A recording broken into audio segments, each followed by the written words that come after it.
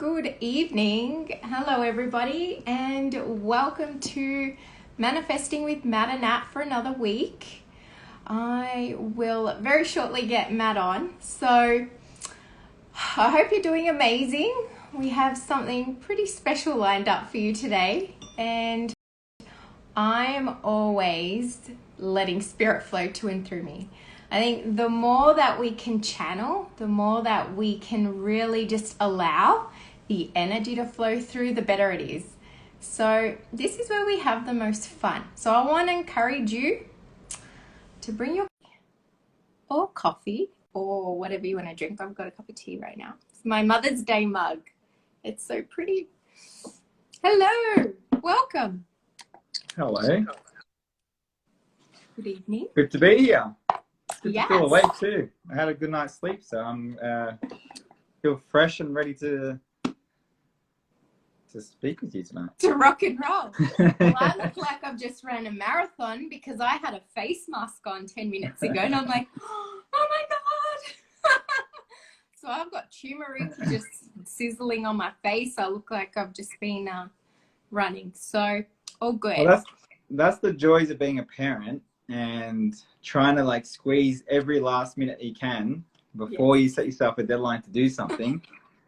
So absolutely. I know being a parent but it's fun. I was actually, you know what, I love that you brought this up already, because as we were eating dinner tonight, I was actually thinking, you know, there's so much growth happening. Like we're always doing something. There's always, you know, a meeting, or we're going to one of the kids' events or something like that, you know, and it really is important to stay young. It's important to keep growing. It's important. This is what life's about. And the minute we get stale and stagnant and all of that, it doesn't feel good. Like you feel, you know, and some people think, you know, they're in front of the TV, just lounging around, just, you know, conforming, as Earl Nightingale would say. It's that conforming. And you just know that you could be doing more than what you're doing. And as much as our life's always got something going on, I wouldn't trade it for the world. I really wouldn't.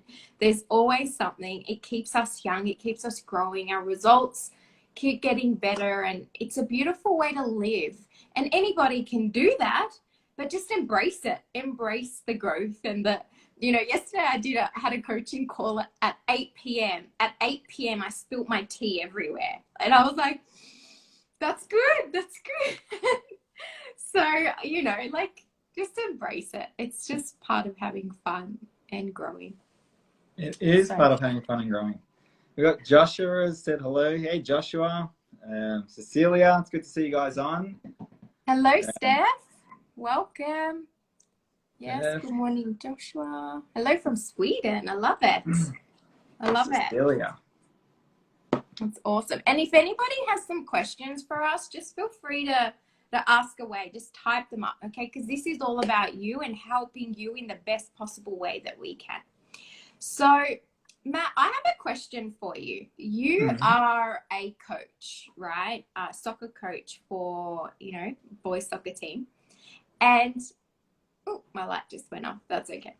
And I just want to ask you, we had this conversation the other day of the children that you see that are doing really well, okay? And what similarities you see in those that are really doing well, successful, the best players. And I think this applies to any area in life, in any career, not just in children, but in adults. And I would just love you to share with everyone else, what are those key things that you notice in the better players in a soccer team that flows through to success in life? Well, I think, you know, I think a couple of weeks ago, I probably would have said desire was the number one thing. But after coaching my son's team over the weekend, one thing that I saw that was really one thing that the standout players week after week always have compared to the other players who don't stand out on a weekly basis is confidence. Confidence is the number one thing that I notice that the standout performers have beyond the other players. And it's not the other players aren't confident, it's just that the degree of confidence and that courage, the confidence actually, comes across as courage as well. And so they're more willing to go, let's say in the soccer terms, they're more willing to go in for the ball. They're more willing to take that bit of a riskier shot or pass the ball longer. Like they're just more willing to take those actions and put themselves in those positions to take those actions. So confidence is definitely the number one thing that I see that separates the higher performance or the people who do better than the other people. And I think that will also go into any area of work or anything else, even beyond desire. And like I said, if it was probably 2 weeks ago, I would have definitely said desire, but I've literally just changed my mind. And I think confidence is the number one thing. And talk to me about talent, because some people think, I've got to be talented in this industry or in this field, or even as a parent, or my child has to be talented in order to be great at something. You've seen kids that are talented but don't have, let's say, even the attitude or the talk to me about how talent fits in with this, and if anything trumps talent. Yeah, I don't think talent is the most important thing. I think talent can be developed. And even if I played soccer as a young kid myself, from like 9 till 15 or 14 actually. I was not the most talented player in the team, but I was captain. And it was not every year, but I was captain for when we played like in the highest league here in the state. And like I said, I was not the most talented player on the team, but I had desire, and he's going back to desire, but really I had the heart and I had the willingness to really keep putting in the work. And I really don't think talent is the most important thing. I think even looking back at the players that I played with back then that are playing now at the highest level soccer, like they kept going. They weren't the most talented players, but they kept going and they've made it to the highest leagues. There are people who have an abundance of talent and they don't make it. And why is that? It's because they didn't keep going. Maybe they didn't have the vision, and there could be a number of reasons why someone will stop playing. Like I stopped playing because I didn't feel like, I actually felt like I was probably more of a hassle for my parents for them to take me all around the state every Sunday. And so I stopped playing, and they never, I guess, encouraged me or pushed me to keep playing. But so can I interject here? Would you say guilt was an emotion that played a part in you moving through? Yeah, I guess in a way it was, but I don't think I really want to rest on that. Ultimately I think if I did have maybe a little bit more of someone like pushing me, or a bit more of an awareness, or even just a stronger desire, I probably would have kept going. But the environment played a part in that. But I think with anything, if you have the desire and if you have the persistence to keep going, you're going to succeed. But you do have to keep going. You have to persist with it. How can that follow through? Because this is good. When it comes to you being passionate in your career and creating success and really linking your passions and being very successful, because there's a lot of people that, they maybe just want to earn money and they actually don't care whether they love it or not. But there's some other people that are looking for fulfillment.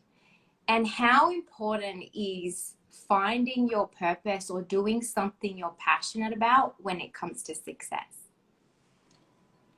I think it's essential. Actually, that makes me think of something that Napoleon Hill wrote. He wrote in the book Think and Grow Rich. He wrote the 30 major causes of failure, and this is actually something I was teaching last week on a webinar that I did.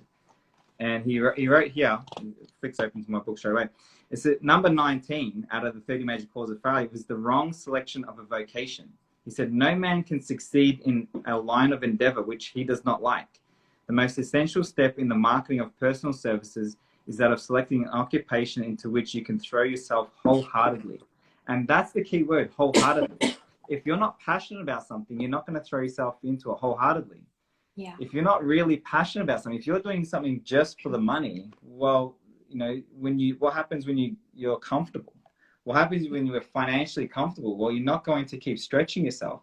You know, something I heard once, and this was so good. This person said that we have too many Mozarts that are doctors. We have too many Mozarts that are doctors. And I thought about it. I'm like, wow, like he's right. Like there's so many people who could have been like just absolutely brilliant with musical or arts or something, but they had this belief that you couldn't earn the money in that. And so they did what was logical, or what they could earn money, and like go become a doctor or something. But they're not passionate about that. It's just an intellectual thing, right? Yeah. And someone who's not passionate about what they do, they're not going to be willing to put in the work and do more research to become better at what they do. Or, you know, they'll do enough to do their job, you know, to tick the boxes. But when they come home, they just want to switch off, or they just want to, you know, veg out in front of the TV or whatever it is. But they're not willing to keep mastering their craft and creating. That's probably the key to is creating mastery, right? Like that is a perfect word. Like you're not going to be willing to create mastery if you're not passionate about it. Like I love what I do. Like I know when I was an electrician, you know, I became an electrician because my dad said it was good money and it was the cleanest trade. And I'm like, done, I'll do it, right? And you know, it was a terrible reason to do something. I didn't like it. Not that I hated it, but I just was not passionate about electrical work or being a tradesperson at all, right? You know, but so I wasn't willing to do extra work to become better at it, right? I'll do enough. I'll just do enough, right? And I was always thinking there's got to be another way. There's got to be something else out there for me. So my mind was already drifting to looking for something else. And so, you know, what I'm doing now, what you're doing now, like we're always working and getting better. We're always studying. We always got a book out. Like we started studying something last night together, right? Yeah. It was late. I was tired, and we still put in the time to study more, right? And I think that's what you do when you're really passionate about. So passion is so vitally important if you want to create success, but not only success, it's fulfillment. Yeah, absolutely. And you know, I think that I was listening to Napoleon Hill's attitude lesson, and he actually said that out of the whole list of what riches really are, money was at number 12. Above money, there were other things. One of them was really having the right attitude. You know, one of them was feeling that freedom where nothing outside of you is controlling you. So above, there were 11 other things before money, because was that riches 12 out of 12? Yeah, 12 out of 12. Money was number 12. Yeah. So there were 11 other things that are forms riches of wealth, you know. And so I hear so many people that, you know, they just want more financial freedom, or they just want more time freedom. But really, the true riches is in life. One of them's fulfillment. One of them's service, doing what you love every day, where you get so lost in it, whether you're earning money or not from it, you'll do it anyway. And this is where you thrive. This is where you really start to express yourself, and you can really grow.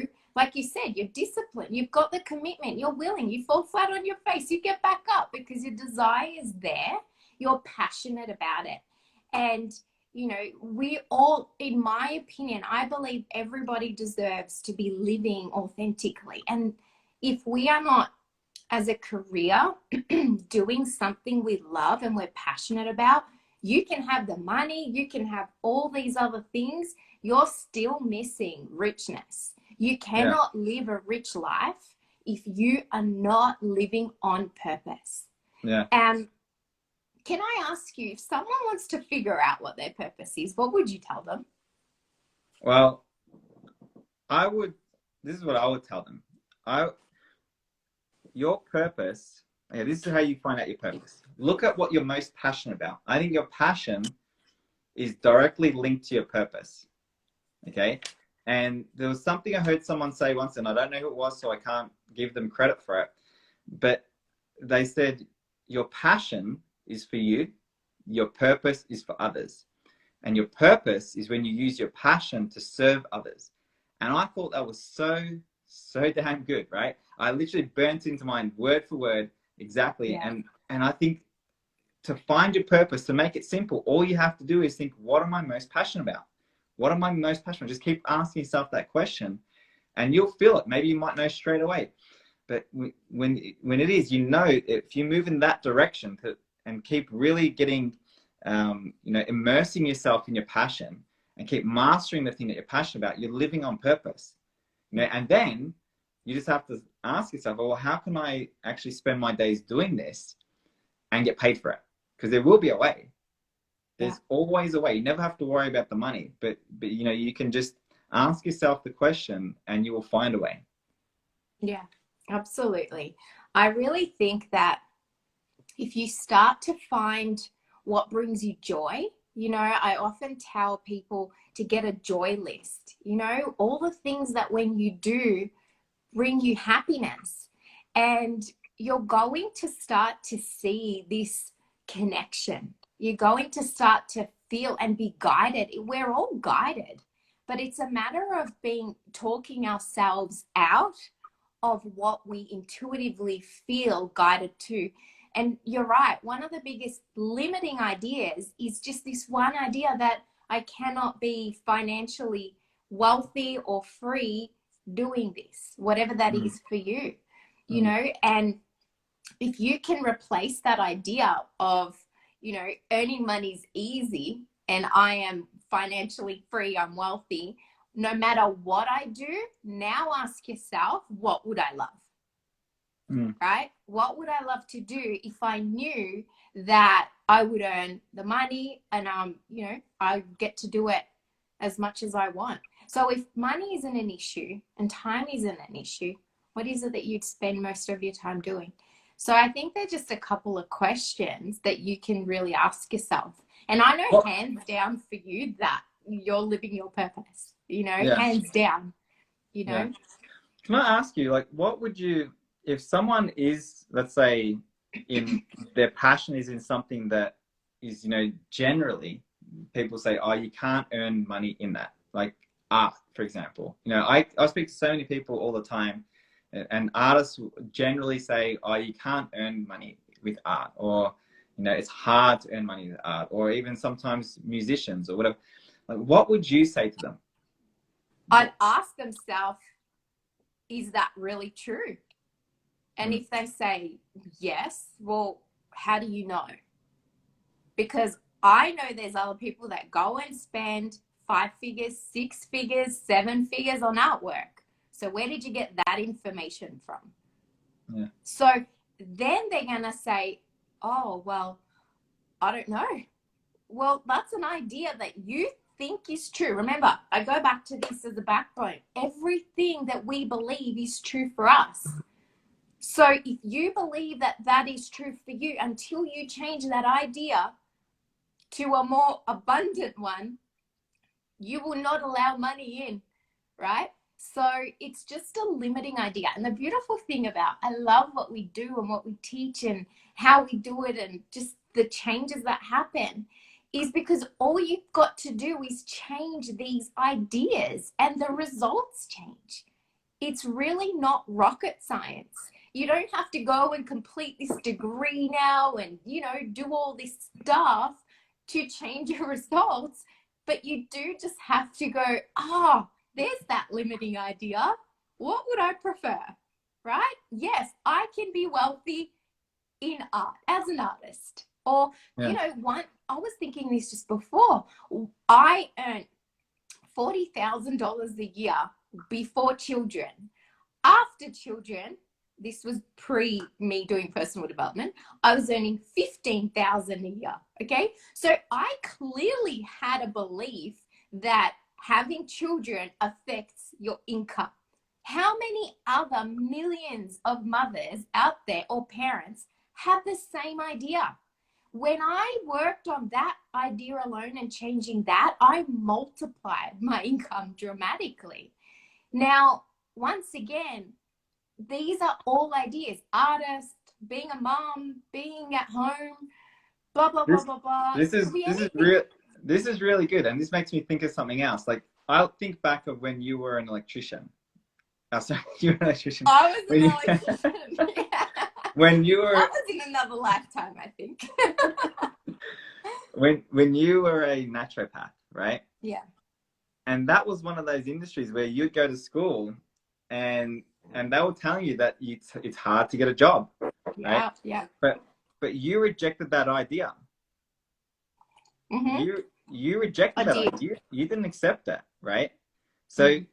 so you tell me about that. Like, why don't you speak about it? Because you're talking about, you know, how we accept ideas, but you can also reject them, right? Yes. And you clearly rejected it, and you created a, you know, I guess for a naturopath, you know, other naturopaths might be watching this, and what you were doing was actually quite a, you know, relatively successful business with your naturopathy, right? Yeah. So what did you do to create that when, generally speaking, you know, they were all telling you that it's hard, or, you know, you're pretty much going to end up working in a, you know, as a cash out or checkout chick or something, you know? Well, they told me that 5% of naturopaths actually make it to clinic, meaning Mm. practice. And I remember hearing that and thinking, that's ridiculous. Like, we are studying like deep, you know, we're pretty much doing, anyway, I just thought that was a ridiculous number. And I made a decision then and there that I was going to be in the 5%. That was the first thing I did. I decided, I don't care what I have to do, I'm going to make it to clinic, because I am not going through all of, like, you know, studying my butt off to end up, nothing against being in a health shop. I worked in a health shop as a student, but that was by no means where I wanted to go. It wasn't my vision. So I had a goal. I had an image of being in practice.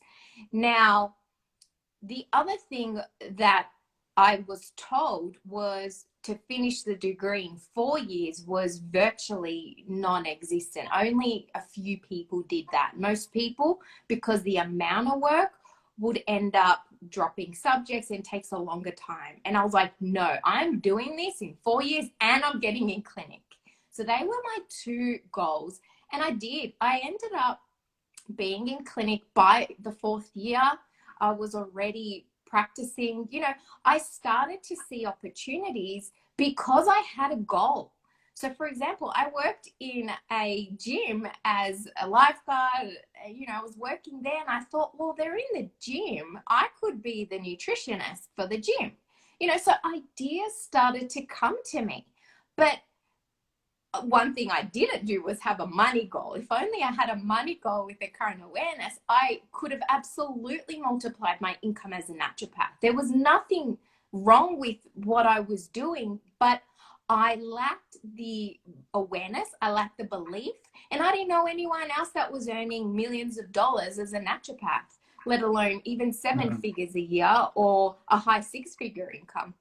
So the environment and the people around me were one thing, you know, in keeping me.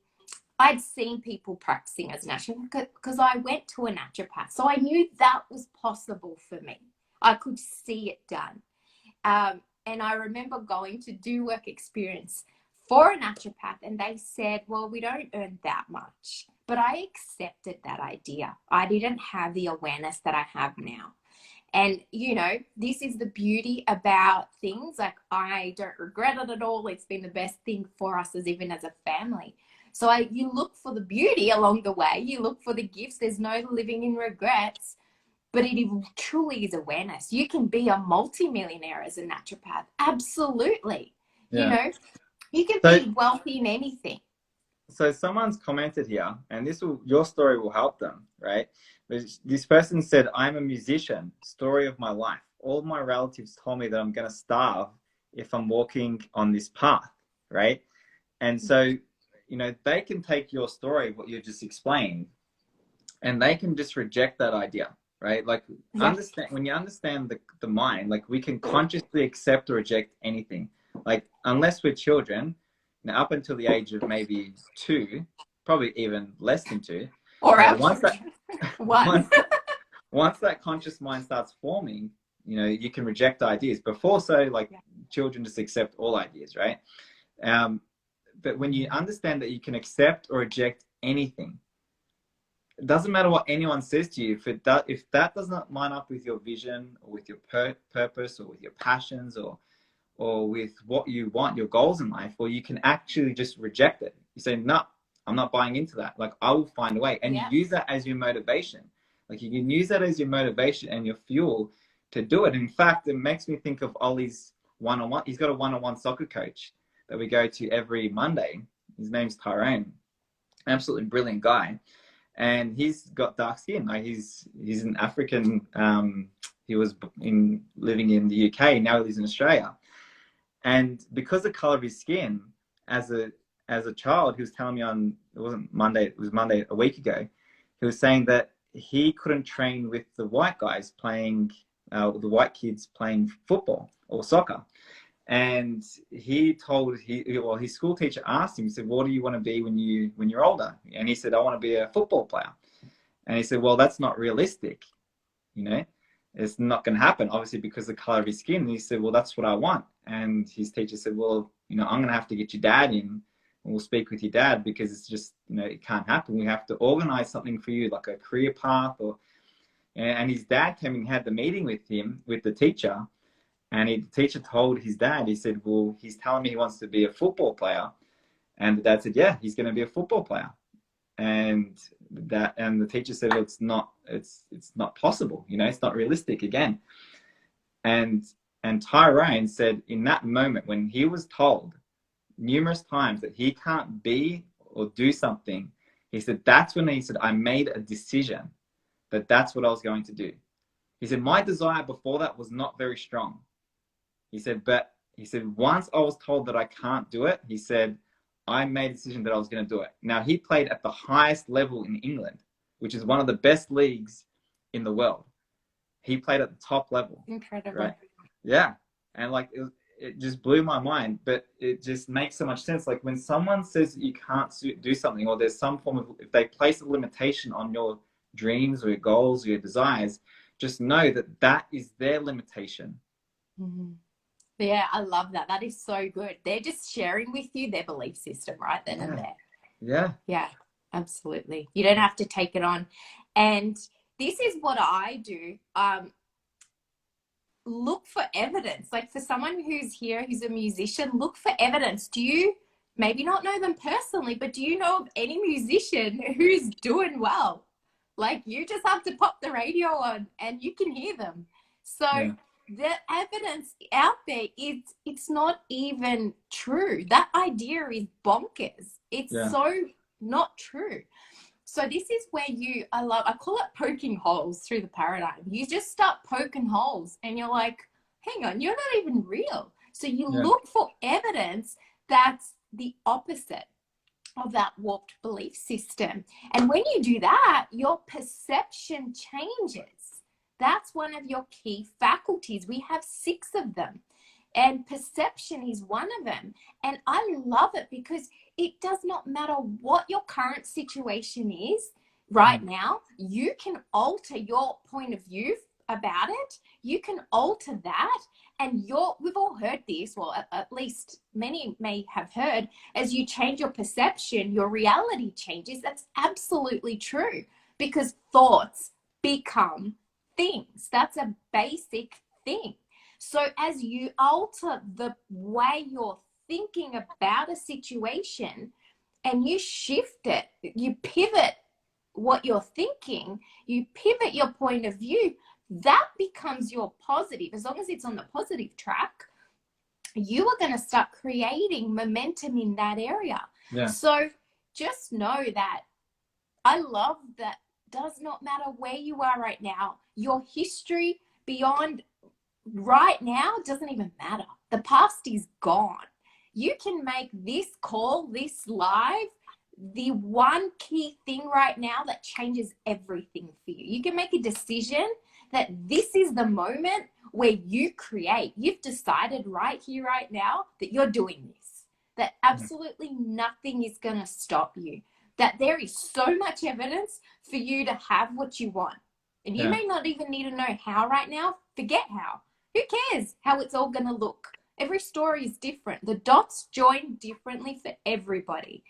But you do need to want it. You do need to go for it. And you got to just keep going. Believe in yourself. Change that. Well, I love what you said, and it's so true. Like literally every moment is a new moment. So you said use this live as this like a starting point for you.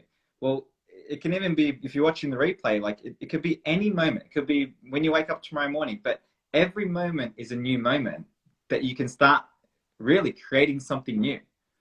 As long as you're giving that new thing your attention. If you keep giving the old things the attention, if you keep giving the old beliefs the attention, if you keep giving the current circumstance and the current reality the attention, well, you keep recreating that.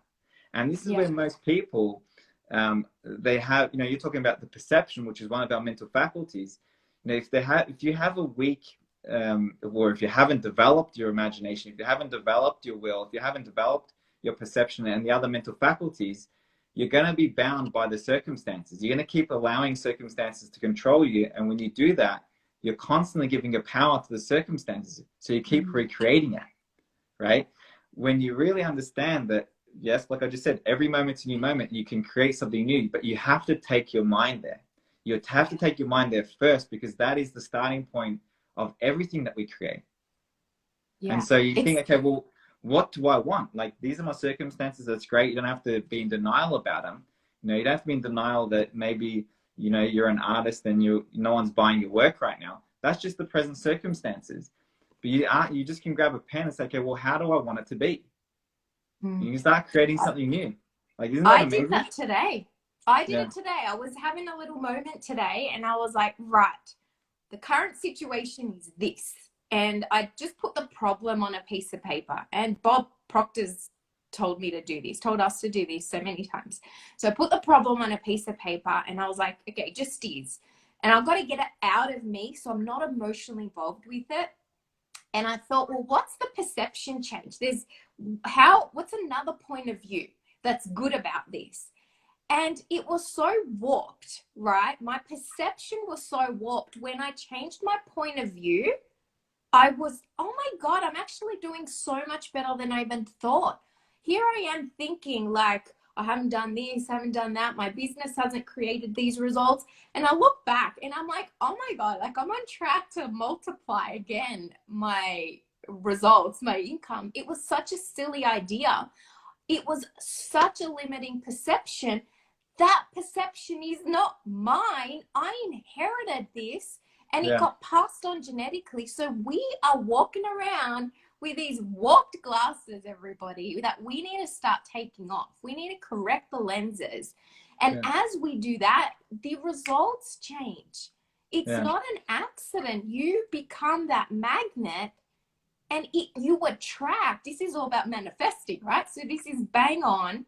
The attraction happens. You attract people, business, clients, money, whatever it is that you want by shifting it, right? So it's truly just a pivot away. And like you said, I love it. I've been saying that on every one of my calls. Mind you, I do 4 a week, okay? Well, actually 5, but 4 for a particular group. And I'm like, it's a new moment right now. It's a new moment. It's a starting point. You can change it. It doesn't matter what's been going on. This is your chance to create magic. You can do it.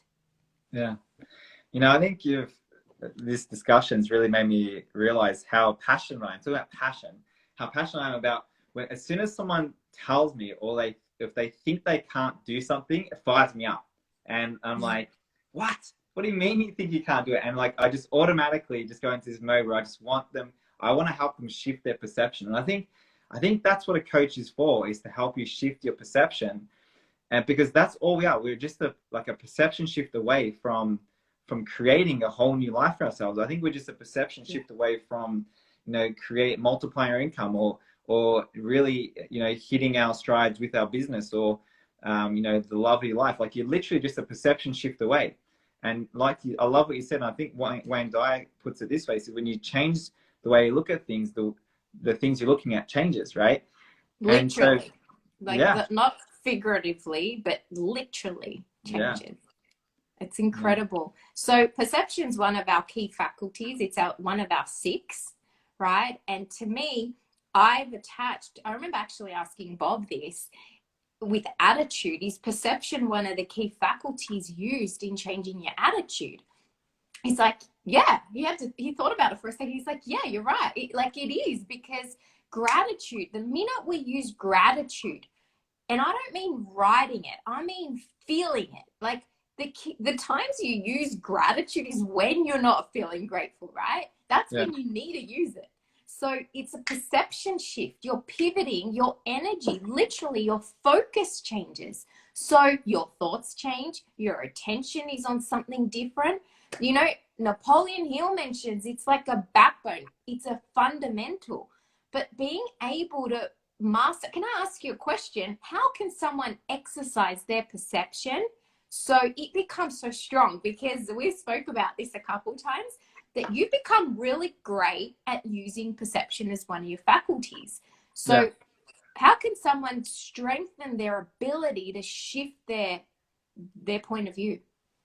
Well, it's funny because, like, we're just speaking about this, I think it was a couple of days ago when we were having lunch. I only just realized that I actually have become good at and really developed my perception and my ability to change my perception on an unconscious level like that. And I think it's really the way you can do it. If I think of the way I've done it, I'm always asking myself how I can. So, really, like, how can I put this? I think to develop your perception, you obviously, if you want to change your perception, you have to have something to change it about. So you might have a problem, okay, that you might be facing, and you know what the problem is. You don't need to figure that out. You can see the problem. Now you ask yourself, okay, well, how can I achieve X? Okay, so you automatically ask yourself that question and you start thinking about it. So you become like a problem solver. Like, I think I've become a problem solver. So whenever someone gives me a problem, automatically I'm trying to solve it. And it's like happening on an unconscious level.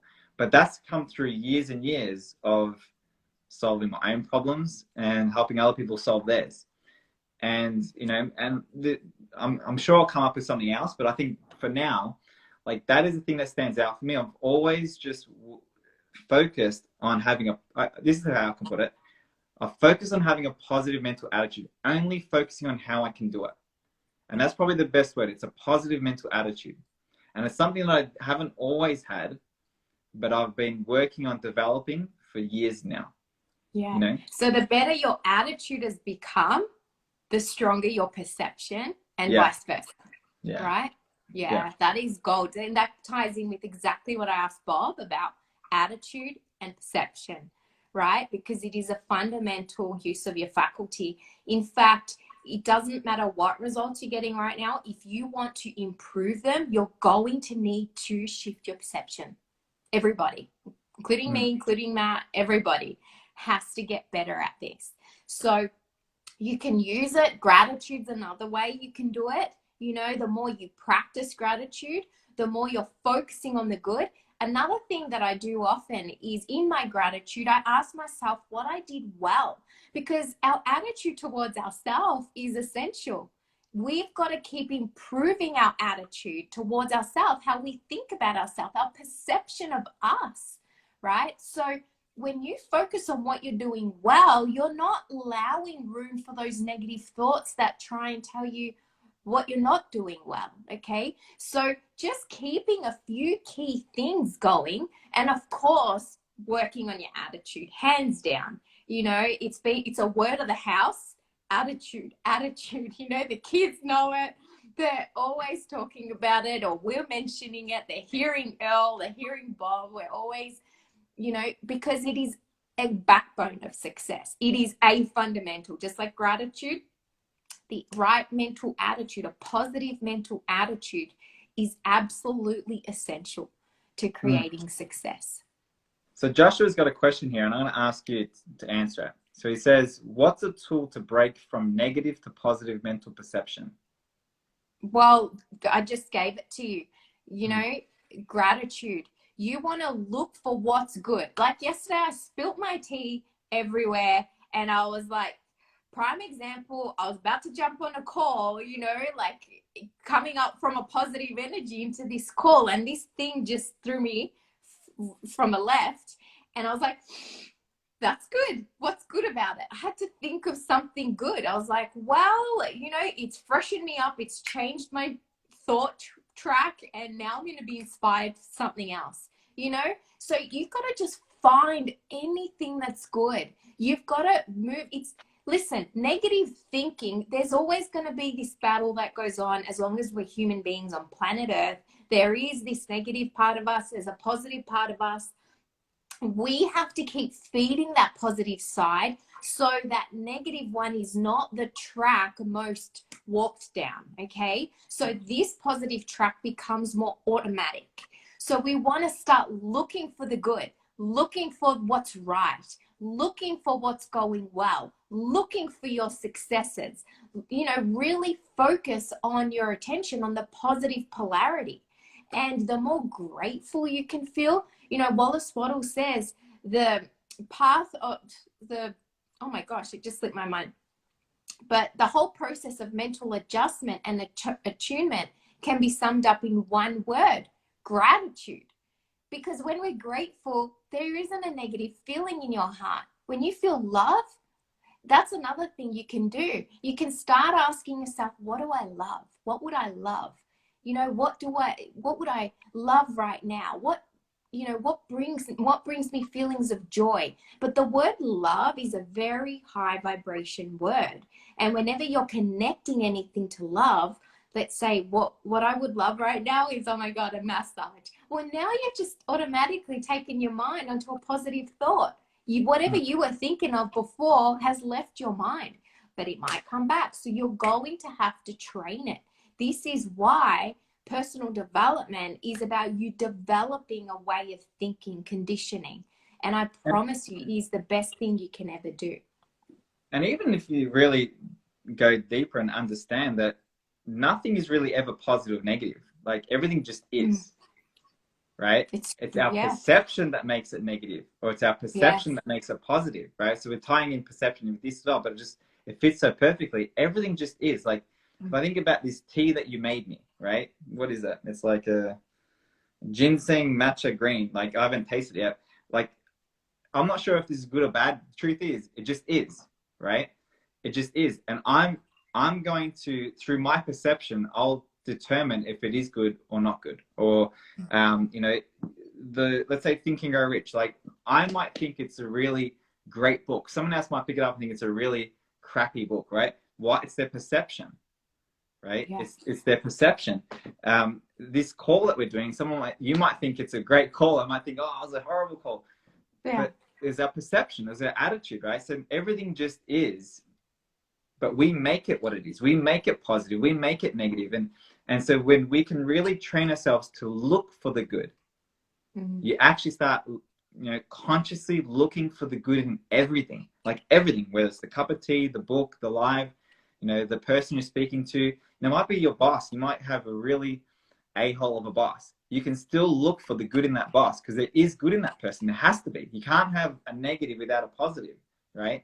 And so when you say, okay, what is good about this boss? What is good about my job that I don't like, right? You start even look for 3 things that you like. Put those, you know, write those 3 things on a piece of paper and keep it in your pocket. That's going to train you to see the good in your work, right? Or in your job, or in your boss, or in anything.